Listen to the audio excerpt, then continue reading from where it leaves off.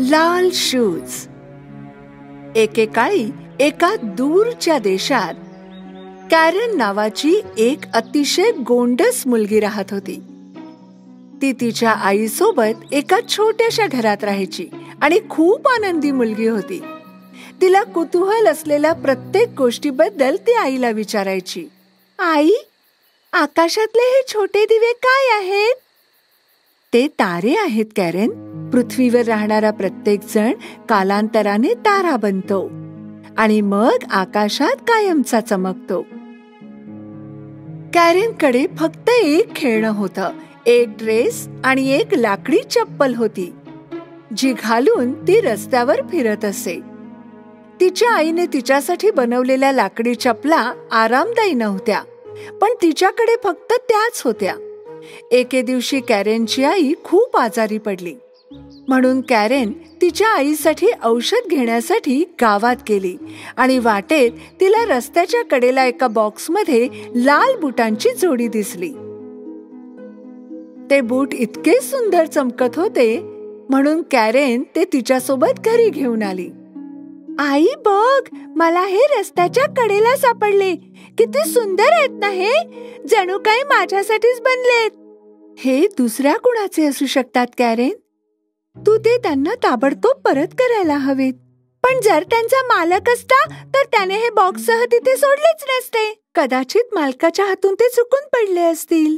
मग त्याने असे सोडायला नको होते ना. मला ते सापडले. आता हे माझे शूज आहेत. बाळा, माझं ऐक नीट. मी तुला नवीन शूज आता नाही देऊ शकत, पण म्हणून तू दुसऱ्यांचे शूज फक्त या कारणासाठी घालू नयेस असं मला वाटतं. हट्टीपणा करू नकोस. मला वचन दे की तू हे लाल शूज घालणार नाहीस. कॅरेनने दुःखाने तिच्या आईला लाल शूज न घालण्याचं वचन दिलं आणि ते तिच्या पलंगाखाली लपवले. महिने उलटून गेले. एक दिवस जेव्हा कॅरेन घरी आली आणि तिला तिची आई घरात कुठेच दिसली नाही, तिने तिला सगळीकडे शोधलं, जोपर्यंत तिला याची जाणीव झाली नाही की तिची आई आकाशातला एक तेजस्वी तारा बनलीये. दुसऱ्या दिवशी तिच्या आईच्या अंत्यसंस्कारांसाठी जाताना कॅरेनने ते लाल शूज घातले. अंत्यसंस्काराला आलेले लोक कॅरेनच्या शूजकडे आश्चर्याने पाहत होते. एवढा अनादर! अंत्यसंस्कारात लाल शूज घालायची हिची हिम्मत कशी झाली? पण कॅरेनला त्याची पर्वा नव्हती, कारण तिला तिचे शूज खूप आवडत होते. तेव्हाच एक चांगल्या मनाची वृद्ध स्त्री स्मशानाजवळून जात होती. या वृद्ध महिलेला कळलं की ही लहान मुलगी आता अनाथ झालीये.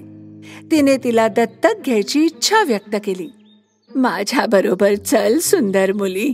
तू मोठी झाल्यावर तुला यशस्वी आणि सुंदर बनवण्याचा मी सर्वतोपरी प्रयत्न करेन. म्हणून कॅरेन म्हाताऱ्या बाईकडे बरीच वर्ष राहायला गेली. कॅरेन, तू तुझ्या आईच्या अंत्यसंस्कारांपासून हे शूज घातलेस. ते आता काढून टाक. ते खूप खराब झालेत. नाही, मला माझे लाल शूज खूप आवडतात. ओह कॅरेन, इतका हट्टीपणा करू नकोस. चल, तुझे शूज बदल. मी आणखी चांगले शूज घेऊन देईन. कॅरेन त्या म्हाताऱ्या बाईला नाराज करू इच्छित नव्हती, जिने तिला दत्तक घेण्याचा दयाळूपणा दाखवला होता. म्हणून तिने शेवटी तिचे लाल शूज काढले आणि फेकून दिले. काही दिवस गेले. एक दिवस कॅरेन तिच्या नवीन खोलीत नवीन कपडे घालून नवीन खेळण्यांशी खेळत होती. तेव्हा म्हातारी बाई तिच्यासाठी नवीन शूज घेऊन आली. पण कॅरेनला हे शूज अजिबात आवडले नाहीत. पण हे निळे आहेत, खूप कुरूप आहेत. मला हे अजिबात आवडले नाहीत. पुढील अनेक वर्ष कॅरेनला तिच्या लाल शूजची खूप आठवण येत होती. ती एक सुंदर तरुणी बनली, पण तिची हट्टी वृत्ती कधीच बदलली नाही. अगदी म्हातारी बाई तिच्यासाठी भेट घेऊन यायची तेव्हाही नाही. मी हे असं काही घालत नाही. पण मी हे तुझ्यासाठी विणलंय. मी हे कधीच खाणार नाही. माझ्यासाठी फ्रेंच फ्राईज करा. निदान एक घास तरी खाऊन बघ बाळा. वृद्ध स्त्री कॅरेनच्या हट्टी आणि उद्धटपणाला कंटाळली होती. परंतु तिने तिच्यासाठी फ्रेंच फ्राईज बनवले. ती आत गेल्यावर कॅरेन निळे शूज काढत होती, कारण आता तिचे पाय वाढले होते. बघा, माझ्या सर्व गोष्टी आता खूप लहान झाल्यात. मी खूप मोठी झाले. बरं, चल मग नवीन कपडे आणि बूट घेऊया बाळा. मग वृद्ध स्त्री आणि कॅरेन दुकानात गेले. ओह, पहा, माझ्या आवडत्या लाल शूज सारखेच. ते माझ्याकडे असायलाच हवेत. कॅरेन, तुला फॅन्सी लाल शूजची गरज नाहीये. तू असे शूज घालायला हवेत ज्यात तू चांगली दिसशील. कोणाच्याही अंत्यसंस्कारातही घालू शकशील. चल, मी तुला एक जोड शूज घेऊन देऊ शकते. चल, काळे शूज घेऊया आणि घरी जाऊया. मला परवा नाही. जर तुम्ही दोन्ही शूज विकत घेतले नाहीत तर यापुढे मी अनवाणीच पायाने जाईन. अगं लहान मुली, तू एवढी हट्टी नसतीस तर बरं झालं असतं. वृद्ध महिलेने कॅरेनसाठी काळे शूज विकत घेतले आणि लाल शूजने तिला संतुष्ट करण्यासाठी तिचे उरलेले सगळे पैसे खर्च केले. त्यांना पायीच घरी जावं लागलं. वाटेत वृद्ध महिलेचा पाय खूप दुखत होता आणि ती बिघडलेल्या कॅरेनला सांभाळू शकत नव्हती. पण कॅरेनला अजिबात काळजी नव्हती. ती तिचे लाल शूज घालून घराकडे निघाली. एक दिवस वृद्ध स्त्रीने कॅरेनला सांगितलं की त्यांना शहरातील एकाच्या अंत्यसंस्काराला जायचंय. कॅरेन, तुला तुझे काळे शूज घालायचे आहेत, नाहीतर अंत्यसंस्काराचा अनादर होईल. कॅरेनने तिच्या खोलीतील काळ्या शूजकडे पाहिलं आणि नंतर चमकदार लाल बुटांकडे, आणि तिने लाल बूट घालणं निवडलं. जेव्हा ते घरातून बाहेर पडले तेव्हा तिने ते तिच्या स्कर्टने झाकले, जेणेकरून वृद्ध स्त्रीला शूज दिसू नयेत. परंतु अंत्यसंस्काराच्या वेळी सर्वांनी कॅरेनचे शूज पाहिले. ते तिच्या स्कर्ट खाली चमकत होते. ते अंत्यसंस्काराच्या वेळी कॅरेनच्या लाल शूज बद्दल आपापसात बोलत होते की अशा प्रसंगी असे शूज घालणं किती लाजिरवाणी गोष्ट आहे. ही गोष्ट जेव्हा म्हातारीच्या कानावर पडली तेव्हा तिला राग आला. मी तुला सांगितलं तरी तू ऐकलं नाहीस. पुन्हा तू लाल शूज घातलेस. किती हट्टी आहेस. आदर ठेव ग. नेहमीच अपमान होतो तुझ्यामुळे. त्यावेळी तिथून जाणारा एक देखणा तरुण कॅरेनच्या सौंदर्याने प्रभावित झाला. तो तिच्या जवळ आला आणि गुडघे टेकून तिला नमस्कार केला. खरंच तू किती सुंदर आहेस आणि या शूज मध्ये किती सुंदर दिसतेस. माझे प्रिय, तुम्ही मला लाजवत आहात. तू खूप चांगली नर्तक असणार. मी तुला आज रात्री पॅलेसमध्ये डान्स नाईटसाठी आमंत्रित करतो. नक्की ये हा. राजकुमारच्या आमंत्रणाने कॅरेन आनंदाने नाचू लागली. पण काही वेळाने कॅरेनला डान्स थांबवताच आला नाही. माझे पाय थांबवू का शकत नाहीयेत. काय होते. कॅरेन डान्स करत करत म्हातारी आणि राजकुमारापासून दूर जाऊ लागली. कॅरेन, परत ये. जरी राजकुमारने कॅरेनचा थोडा वेळ पाठलाग केला तरी ती खूप लांब निघून गेली होती. कॅरेनचे लाल शूज कॅरेनपेक्षा जास्त हट्टी होते. त्यांनी तिला डोंगराच्या माथ्यापर्यंत नेलं आणि 3 दिवस तिला रात्रंदिवस नाचवलं. कॅरेनचे पाय इतके दुखले की ती प्रत्येक पाऊल टेकवताना किंचाळत होती. चिखलात बुडाल्यावर आणि काटेरी सुया टोचल्या तरी शूज नाचतच राहिले. पुरे झालं आता. मी खूप दमले आहे. मी यापुढे एवढा हट्ट करणार नाही. मी वचन देते. कृपया कृपया थांबा. शूज थांबा, थांबा, थांबा. आणि जेव्हा कॅरेन म्हणाली की ती तिचा हट्टीपणा सोडून देईल तेव्हा लाल शूज तिच्या पायातून निघाले आणि कॅरेन जमिनीवर पडली. लाल शूज तिच्याशिवायही नाचतच राहिले. कॅरेनला एक काठी सापडली आणि ती वेदनेने लंगडत लगडत कशीबशी घरी पोहोचली. तिचे पाय खूप दुखत होते. तिचं घर पाहून ती आनंदाने रडू लागली. दारात म्हातारीने तिचं स्वागत केलं. त्यांनी एकमेकांना मिठी मारली. मला माहितीये की मी खूप हट्टी मुलगी होते, पण मी वचन देते की मी यापुढे अशी वागणार नाही. कॅरेनने तिचा हट्टीपणा सोडल्यानंतर गोष्टी सुधारू लागल्या. एके दिवशी कोणीतरी दार ठोठावलं. तो दुसरा कोणी नाही, तोच तरुण आणि सुंदर राजकुमार होता. हो, तू इथे आहेस का कॅरेन? मी तुला थांबवण्याचा खूप प्रयत्न केला, पण तू खूप वेगाने नाचतेस. देखणा आणि तरुण राजकुमार पाहून कॅरेनला आनंद झाला. त्याच दिवशी राजकुमार आणि कॅरेनच्या प्रेमाला सुरुवात झाली. हट्टीपणा मागे सोडून कॅरेन एक आनंदी आणि शांत जीवन जगली. सिंड्रेला आणि मॅजिक स्लीपर्स. एकदा काय झालं, दूर देशात सिंड्रेला नावाची एक सुंदर मुलगी राहत होती. दयाळू राजकुमारी सिंड्रेला एका विलक्षण महालात राजकुमार लिओ सोबत राहत होती. त्यांच्या देशात एक म्हातारी महिला राहत होती, जी अनेक वर्ष बेकरीमध्ये काम करत होती. ती सर्वात चविष्ट ब्रेड बनवायची.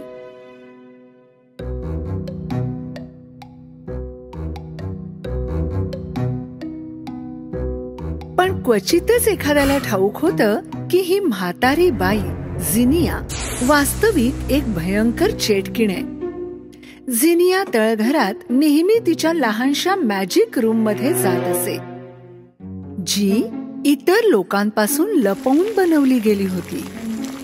तिथे ती लोकांसाठी तऱ्हेतऱ्हेची औषधं तयार करत असे, जे तिला जादूसाठी विचारायला येत असत.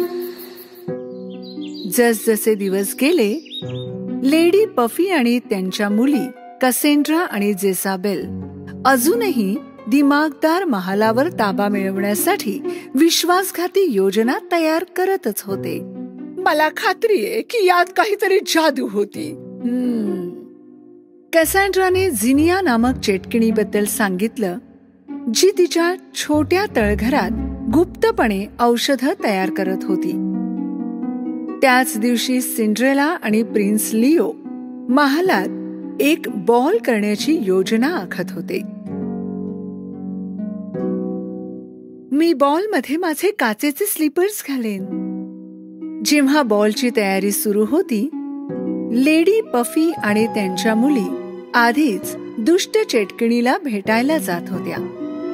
त्या तोपर्यंत एका जंगलाच्या मार्गाने जात होत्या, जोपर्यंत त्यांनी शेवटी त्यावर लिहिलेल्या काही विचित्र अक्षरांसोबत एक चिन्ह पाहिलं नाही. जशा त्या चिन्हाकडे जाऊ लागल्या, त्यांना एका भुयाराचं प्रवेशद्वार दिसलं आणि त्यात त्या दाखल झाल्या. या रहस्यमयी भुयारात, जी खूप काळोखी होती, मेणबत्त्या जादूने पेटत होत्या. जसजशा त्या पुढे जात होत्या, आणखी थोडं पुढे गेल्यावर एक घुबड त्यांच्या समोर आलं.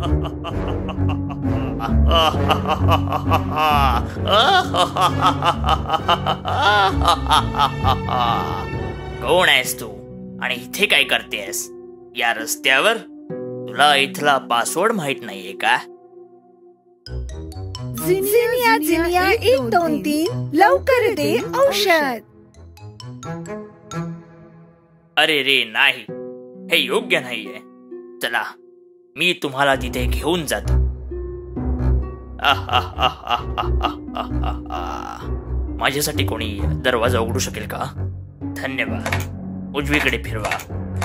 अगदी बरोबर. झिनिया, कोणीतरी तुम्हाला भेटायला आलंय.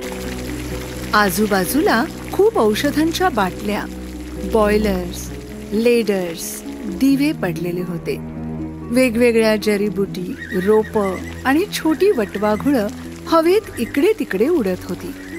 आई, ही जागा किती भयानक आहे. रंगीत धुरात लेडी पफी आणि त्यांच्या मुली चेटकिणीची आतुरतेने वाट पाहत होत्या.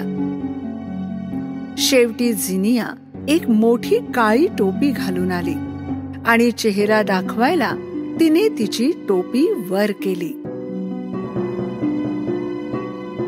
सांग, तुला माझ्याकडून कोणता मंत्र हवाय? त्याच वेळी लेडी पफीला जाणीव झाली की झिनिया वास्तविक त्यांची बहीण होती, जिला त्यांनी अनेक वर्ष पाहिलं नव्हतं.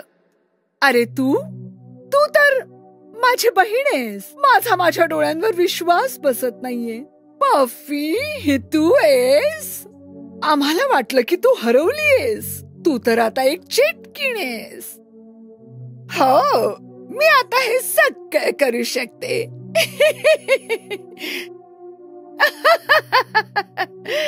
सांग मला. मुलींनी झिनिया मावशीला सांगितलं की त्यांना सिंड्रेलाचं आयुष्य हवं आहे. झिनियाने एक खूप शक्तिशाली मंत्राचा उपयोग करण्याचा प्रयत्न केला, कारण हा तिच्या बहिणीचा आणि भाच्यांचा प्रश्न होता. सर्वात आधी तिने प्रत्येक मुलीचा केस मागितला आणि ते एका पिवळ्या वाटीत ठेवले. ही वाटी जादूच्या पाण्याने भरलेली होती. मग तिने मातीने भरलेल्या टोपल्याच्या मदतीने कसांड्रा आणि जेजाबेलच्या पायांचे ठसे घेतले. तिने जादूचं पाणी घेतलं आणि पायांच्या ठशांवर टाकलं. आणि त्याच वेळी सिंड्रेलाच्या स्लीपर्स मुलींना समोरच्या भिंतीवर दिसू लागल्या. घोड्याची उचकी आणि मांजरीची चपळता सिंड्रेला तिच्या स्लीपर्समुळे पडणार. पफीचा आवाज सांगेल जिथे काचेचे स्लीपर्स जातील तिथे. मानतील त्या फक्त तिची आज्ञा.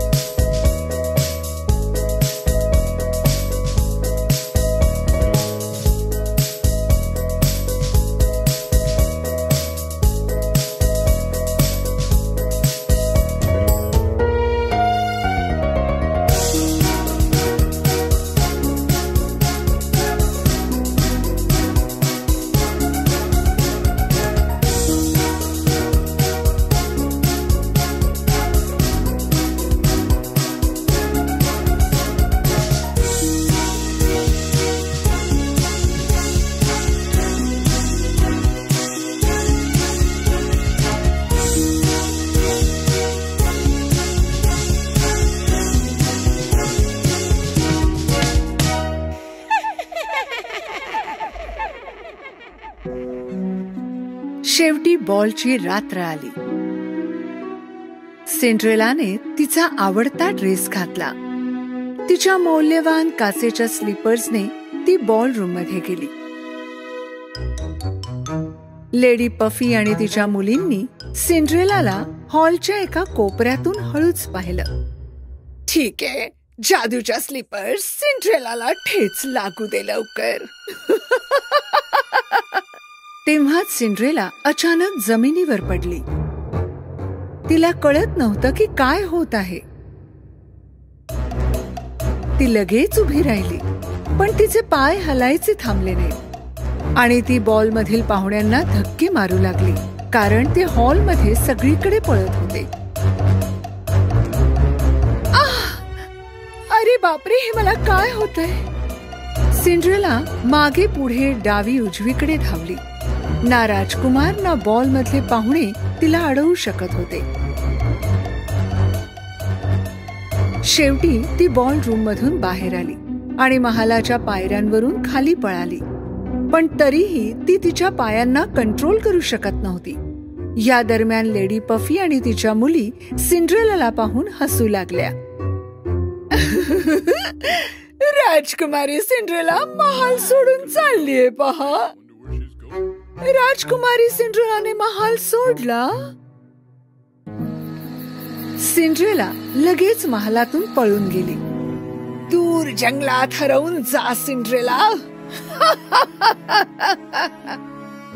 हे सगळं झालं तेव्हा सिंड्रेलाच्या छोट्या मित्रांनी मोझरेला आणि चेडरनी परी लियाबेलला मदतीसाठी हाक मारली, एका बदामाच्या झाडाखाली.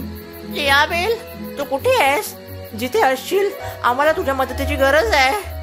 लियाबेल अचानक मोझरेला आणि चेडरच्या समोर प्रकट झाली आणि थेट तिथे उडत गेली जिथे सिंड्रेला होती. मॅजिक ग्लास स्लीपर्सने त्यांचा रंग बदलला आणि लाल झाल्या. लियाबेलने सिंड्रेलाच्या स्लीपर्सवर तिची जादूची छडी फिरवली, पण तिने काहीच फायदा झाला नाही. वेगाने धावणारे स्लीपर्स देत नाहीत आराम. मळलेल्या ओबडधोबड रस्त्यांवर थांबावेत पाय. परीच्या जादूच्या शब्दांनी रस्त्यावर एक दलदल तयार केलं. काचेचे स्लीपर्स मॅजिक दलदलीत अडकले आणि थांबले. पण दुर्दैवाने सिंड्रेला सुद्धा दलदलीत बुडू लागली. मला वाचवा लियाबेल, मी बुडते आहे. लियाबेलने तिची छडी 3 वेळा फिरवली आणि सिंड्रेलाच्या खांद्यांवर पंख उगवले. सिंड्रेलाने दलदलीपासून वाचण्यासाठी नवीन पंखांचा वापर केला. धन्यवाद लियाबेल, तुम्ही माझा जीव वाचवलात. पण मला माझे काचेचे स्लीपर्स पुन्हा कधीच बघायला मिळणार नाहीत. काचेच्या स्लीपर्सवर जादू केली होती सिंड्रेला. लवकर चल, महालात परत जाऊया. परी लियाबेलने सिंड्रेलाला नवीन स्लीपर्स दिले आणि त्या परत महालात सोबत गेल्या.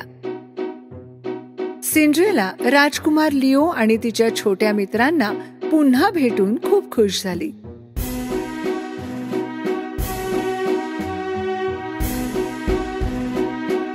इकडे जेव्हा लेडी पफी आणि त्यांच्या मुलींना समजलं की त्यांची दुष्ट योजना अपयशी झाली, तेव्हा त्यांनी लगेच बॉल सोडून दिला. चांगली माणसं नेहमीच जिंकतात. मला तिचा तिरस्कार वाटतो.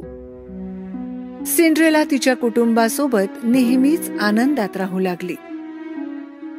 घुबडाने सगळं पाहिलं आणि चेटकिन झिनियाला सांगितलं,